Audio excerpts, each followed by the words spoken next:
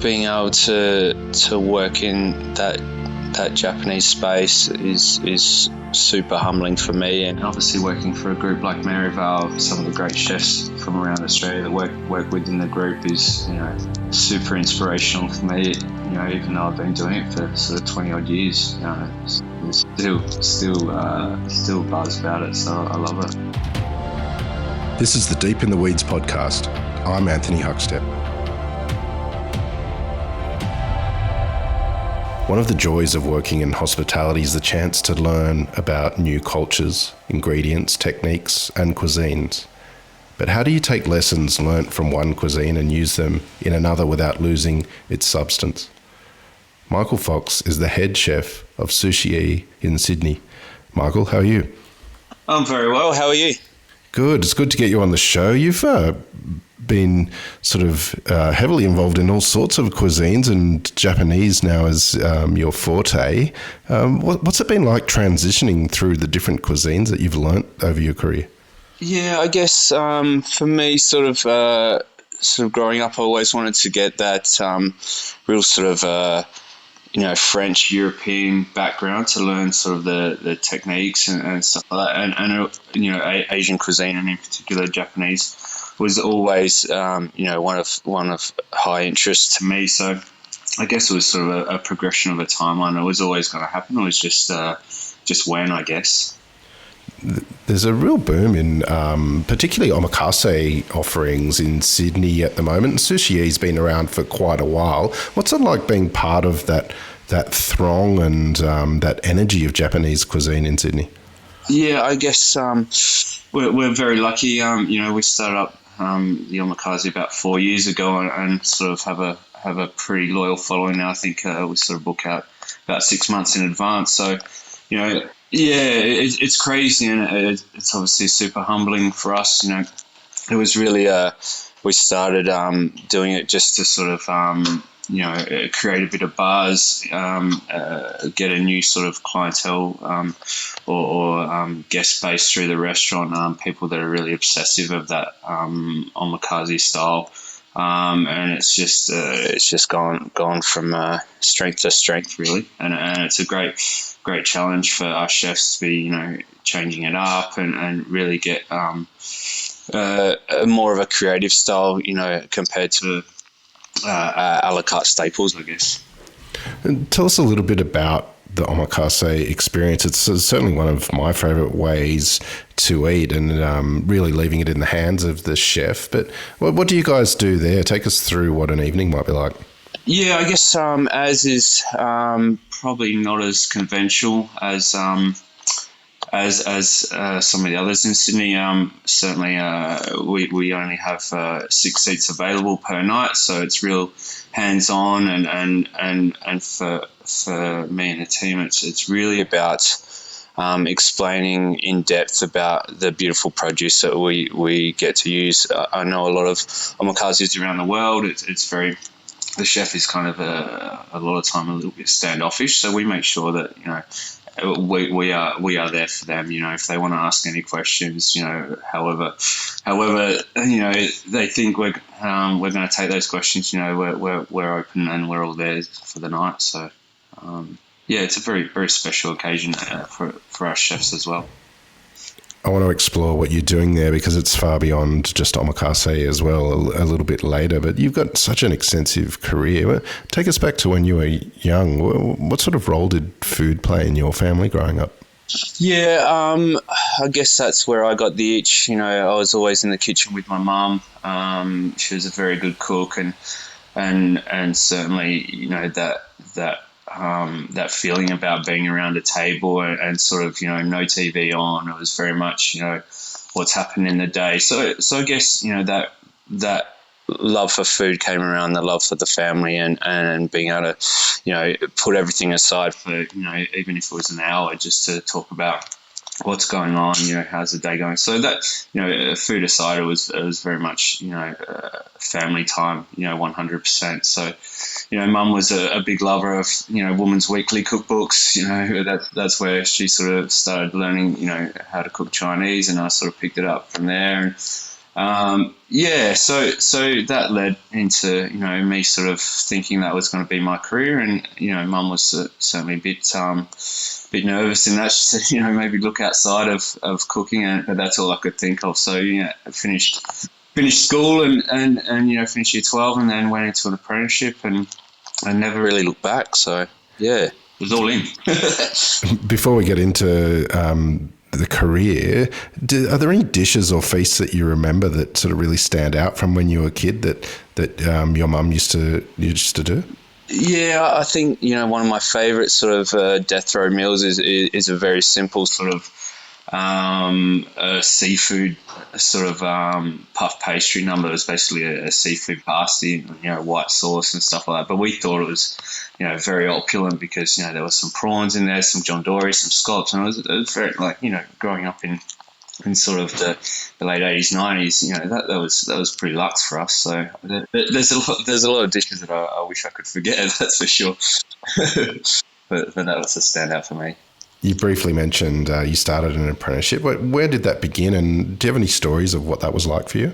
Yeah, so I started in a beachside cafe in Glenelg in Adelaide, and then sort of did that for about a year. But my goal was always to work at Mount Lofty House in the Adelaide Hills. So after about a year of my apprenticeship, I moved up there, and that's sort of when I met my head chef at the time, and he was a guy that had gone overseas and worked for guys like Paul Bocuse and Raymond Blanc and guys like that. So he sort of got it into my mind that maybe I should be looking outside of Adelaide and probably outside of Eastern Seaboard restaurants to sort of really take it as a second apprenticeship, beyond what he could teach me, and sort of that's the path I sort of followed, I guess.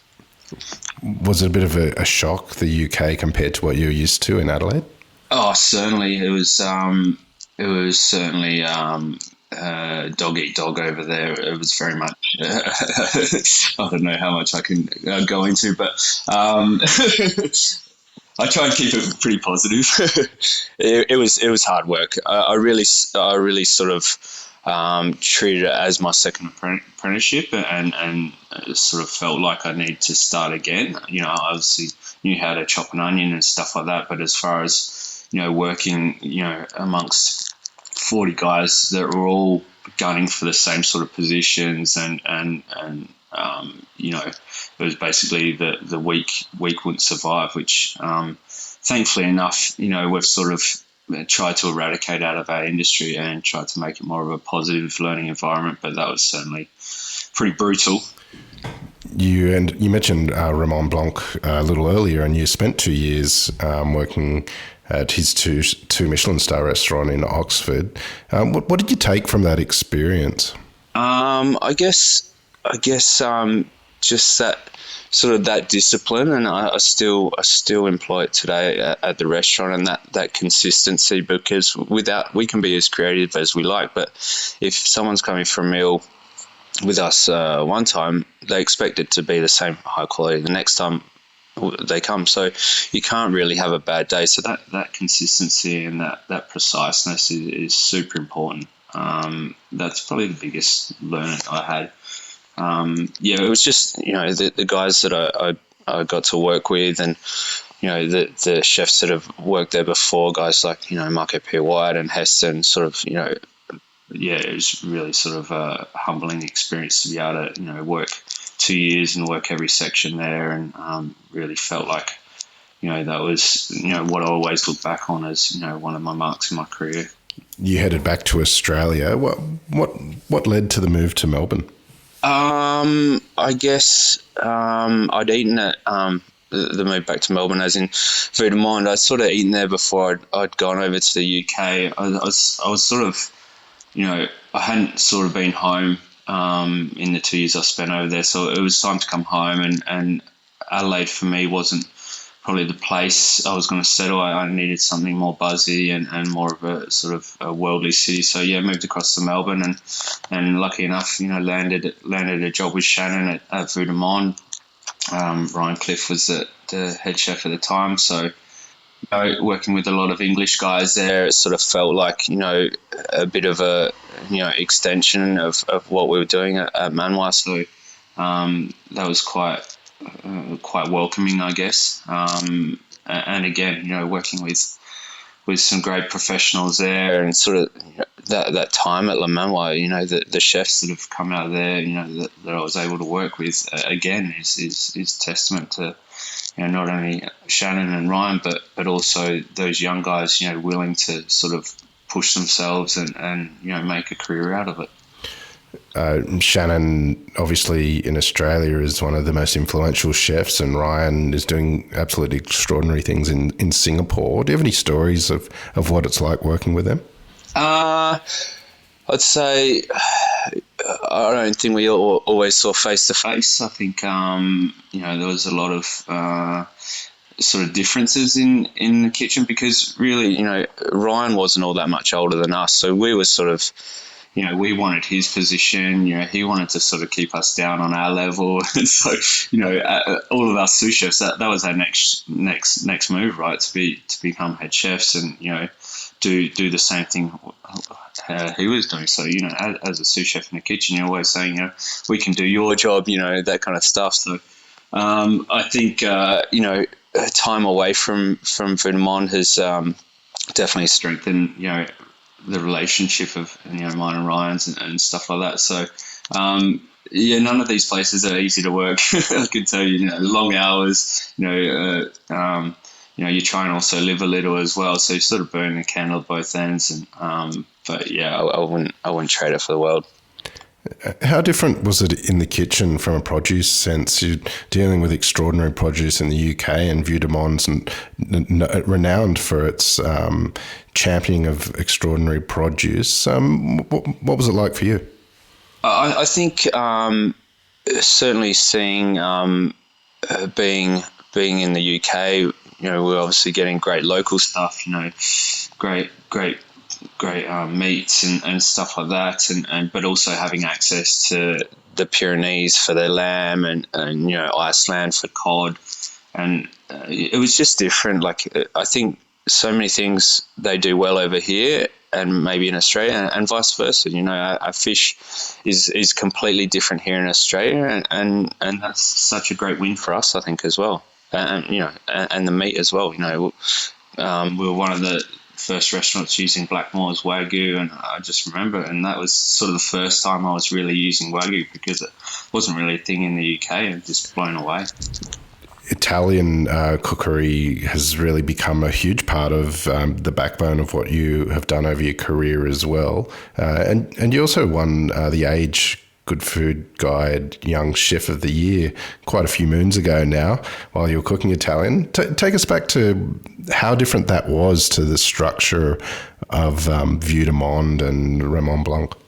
I guess for me to move over to Cicconi's was sort of maturing, I guess, getting still in a fine dining sort of setting as far as the front of house and stuff goes, but certainly more a relaxed feel and maybe simplifying things. And I think at that stage, which is sort of stuck with me, is sort of less is more, I guess. Taking things away from the plate rather than adding them. I think certainly at Vue de Monde, it was, at that time, was very like molecular based gastronomy, and whether you're into it or not, I felt as a chef, I matured and I'd sort of grown out of that a little bit.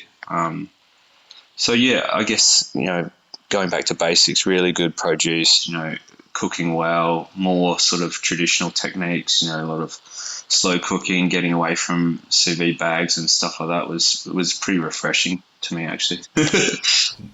Henry and the Fox was your first head chef role there on Little Collins Street. What was it like finding your own voice on the plate and dealing with a role like that for the first time?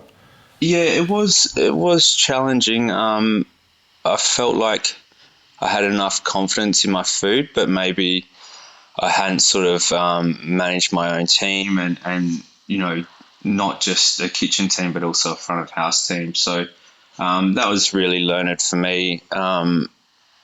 being able to take on a brand new sort of concept and putting my spin on it was great for me. And but yeah, again, a lot of sleepless nights, and being able to sort of carry the weight of the world, being a head chef, especially my first gig, and sort of winning Young Chef of the Year. There was a lot of pressure, probably only put on by myself, I guess.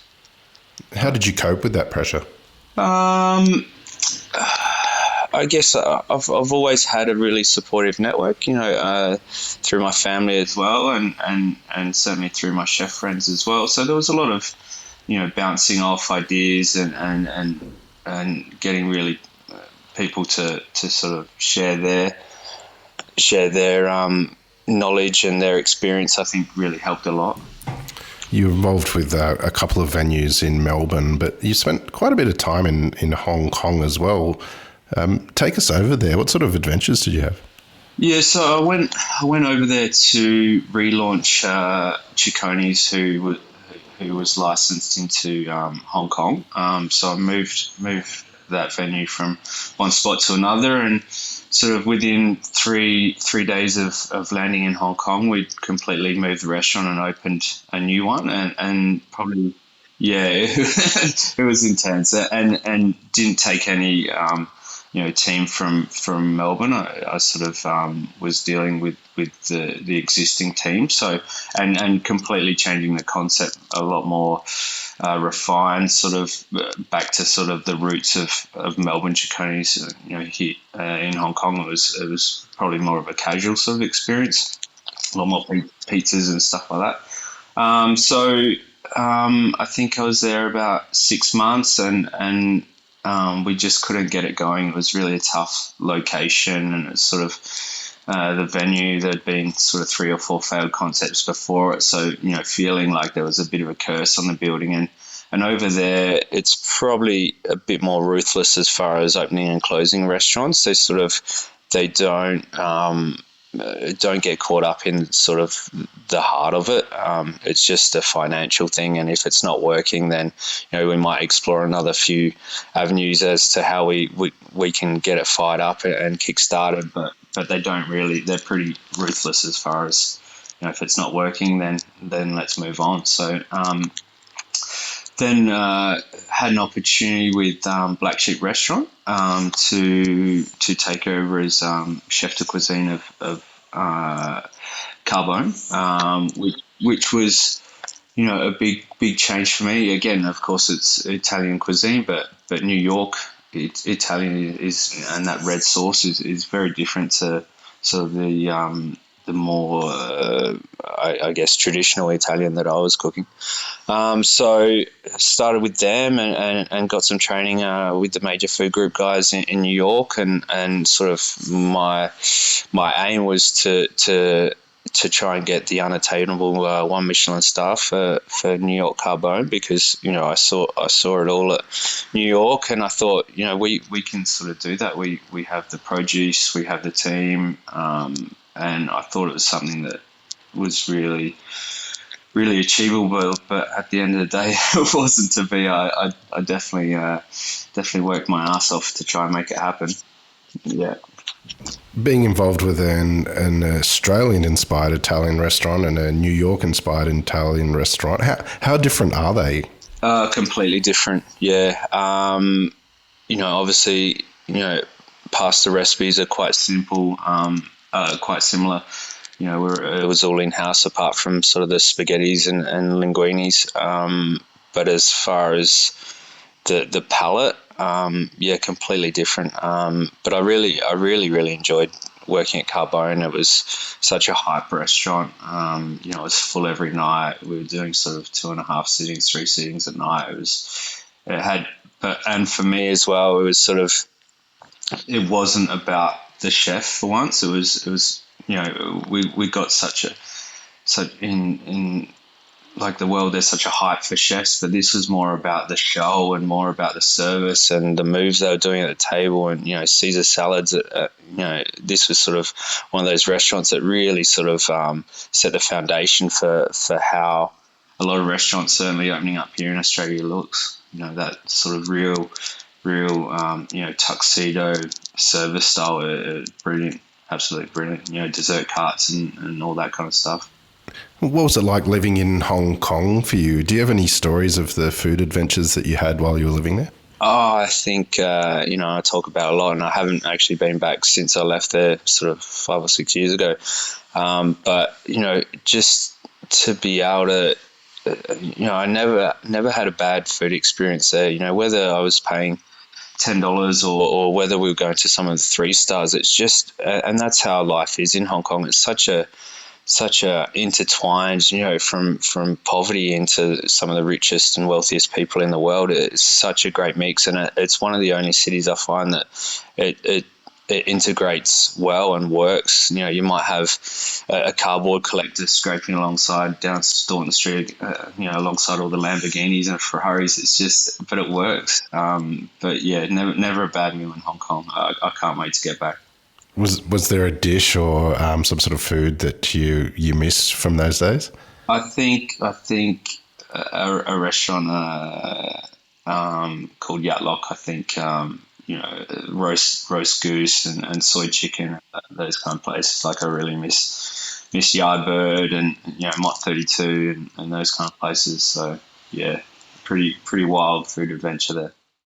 This episode is proudly supported by Montague, handpicked for you. The things that we're really looking for in plums, first of all, they've got to be sweet. We're really looking for a full flavour explosion in our plums. Red flesh is critically important to us, higher in antioxidants, so all that good stuff. And then we're also looking at a slightly firmer texture. So there's almost a little crunch. That's the real driver for us. For more information, go to montague.com.au. Tell us about coming back to Australia and to Sydney for the foray into Japanese cuisine. How did it come about?